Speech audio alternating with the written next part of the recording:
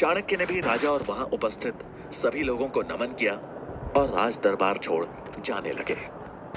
उन्होंने जैसे ही मुख्य द्वार की ओर अपने कदम बढ़ाए, महामंत्री ने पीछे से व्यंग करते हुए कहा, एक बात और गांठ बांध लो। अगर यही आचरण रहा तो जिस शिखा का दंभ भर रहे हो, एक दिन ना तो वो रहेगी और ना ही उस शिखा को धारण करने वाला शीश। चाणक्य ने इस अपमान का घूंट स्वाभिमान के साथ पिया और लौट आए तक्षशिला। इस बात को कुछ साल बीत गए। भीमदेव के दरबार से निकाला गया तक्षशिला का यह छात्र आज उसी शिक्षा के मंदिर में आचार्य चाणक्य के नाम से प्रसिद्ध था। आज चाणक्य अपने शिष्यों को राजनीति के बारे में पढ़ा रहे थे कि तभी एक विद्यार्थी ने साहस जुटाते हुए उनसे पूछा, आचार्य, आपको उस दिन राजा भीमदेव से डर नहीं लगा? उनके हाथ में तलवार, दरबार में सैनिक थे, लेकिन आप तो निहत्थे थे। चाणक्य मुस्कुराए और बोले, निहत्था कहां था ना मेरे पास मेरा सबसे बड़ा शस्त्र। ये सुन वहां बैठे शिष्य एक दूसरे का मुंह ताकने लगे। चाणक्य ने उनकी विडंबना भांप ली। बोले, बुद्धि, यही मेरा शस्त्र था और है। एक बुद्धिमान व्यक्ति अपनी बुद्धि, चातुर्य और विवेक से किसी भी युद्ध में विजयी हो सकता है, फिर चाहे परिस्थिति कितनी भी बुरी क्यों ना हो। ये सुन छात्रों को यकीन हो गया कि उनके आचार्य कोई साधारण आचार्य नहीं है। चाणक्य अगला पाठ शुरू करते कि तभी उन्हें तुरंत पुस्तकालय में पहुंचने का संदेश मिला। पुस्तकालय पहुंच चाणक्य को वहां आए एक संदेशवाहक से पता चला कि गांधार के राजा आंबी ने बिना लड़े ही मैसेडोनिया के सम्राट सिकंदर के सामने आत्मसमर्पण कर दिया है और अब सिकंदर की नजर संपूर्ण भारत पर है।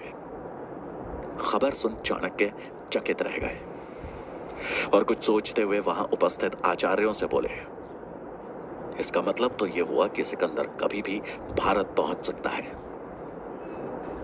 हमें भारत को बचाना होगा और यह तभी संभव है जब भारत अखंड बने। मुझे शीघ्र यह बात मगध के महाराज धनानंद तक पहुंचानी होगी। चाणक्य की बात सुनकर आचार्य मेघनाथ हंसते हुए बोले, आप जानते हैं ना धनानंद कैसा राजा है, और भला वो आपकी बात क्यों मानेगा?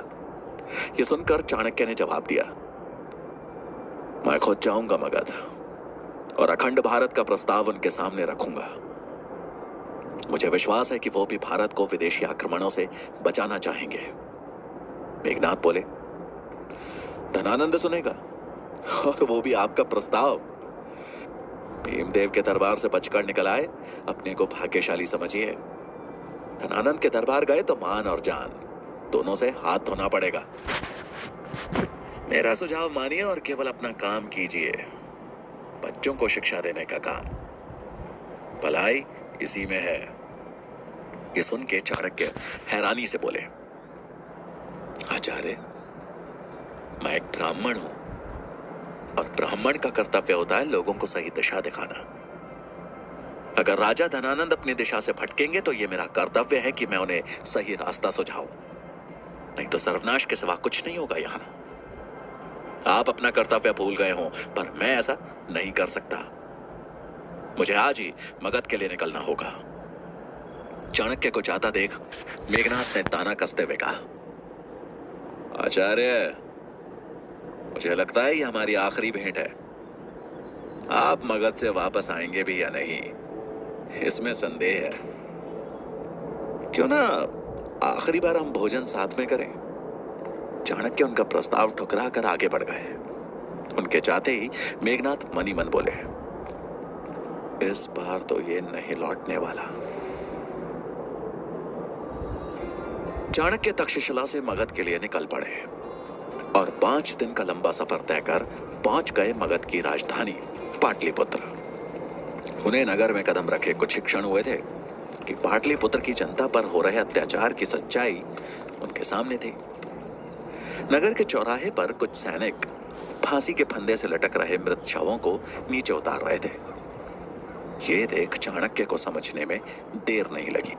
कि उन्हें सामूहिक मृत्युदंड दिया गया है। शवों को देख के उनके परिजन जोर जोर से रो रहे थे। तभी एक महिला की आवाज उनके कानों पर पड़ी, जो अपने बेटे के मृत शरीर से लिपट वहां खड़े सैनिक से रोते रोते बोली, और कितने दिन हमें ऐसे ही अपनों को खोना पड़ेगा, और कितनों को मारोगे तुम लोग? अगर कर नहीं दिया तो क्या पूरी प्रजा को मार दोगे? कहां से लाए हम इतना धन? उस औरत की बात सुन उस सैनिक ने गुस्से में उसे धक्का मारते हुए कहा, बुढ़िया, अगर ज्यादा आवाज करेगी तो तुझे भी लटका दूंगा इसी फंदे पे। चल चुपचाप निकल जाए यहां से। ऐसा कहकर उस सैनिक ने उसके बेटे के शव को उठाकर बैलगाड़ी में लाद दिया और वहां से निकल पड़ा।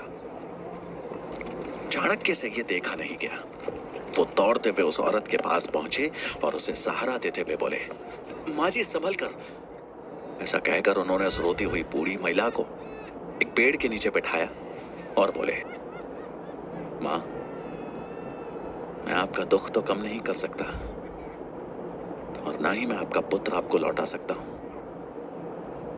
लेकिन इतना अवश्य कह सकता हूं कि शीघ्र ही इन परेशानियों का हल खोज दूंगा।